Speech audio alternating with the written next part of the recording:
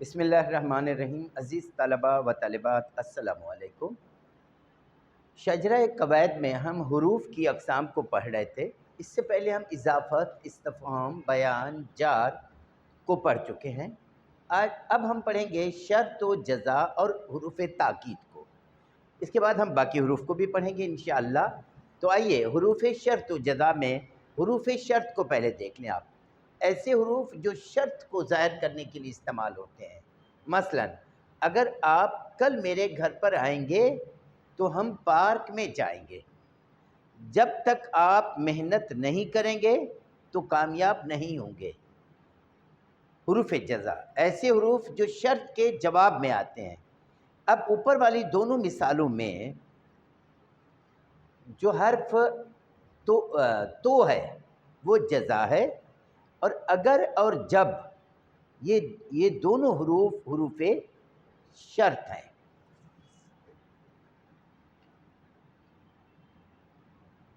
हुरूफ शर्त है। तो शर्त और जज़ा में ये फ़र्क है। अच्छा, एक बात याद रखिएगा कि हुरूफ शर्त आम तौर पर जुमले के शुरू में आते हैं और हुरूफ जज़ा उसी जुमले के बीच में आते हैं। इनका काम भी कंजक्शंस का है। इनके नाम हुरूफ रब्त नहीं है कंजक्शन की तरह, बल्कि इनके उर्दू में कुछ और तरह के नाम हैं, जिनमें शर्त और जज़ा को हमने पढ़ लिया।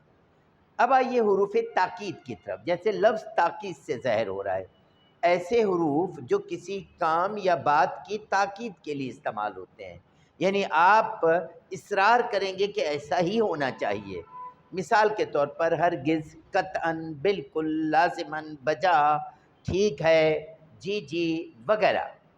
मिसालें देखिए, कल आप कतन स्कूल नहीं आएंगे। लफ्ज़ कतन ने आकर ताकीद कर दी कि कल स्कूल आने की कोई गुंजाइश नहीं है। आपने नादिर की शादी में लाजिमन आना है, तो हर्फ ये जो है लाजिमन और इधर कतअन, इन दोनों ने आकर ताकीद कर दी कि ये काम, ये बात करनी है या नहीं करनी। तो उम्मीद है कि आप हुरूफ शर्त व जज़ा और हुरूफ ताकीद का फ़र्क अच्छी तरह से समझ गए होंगे। अस्सलामु अलैकुम।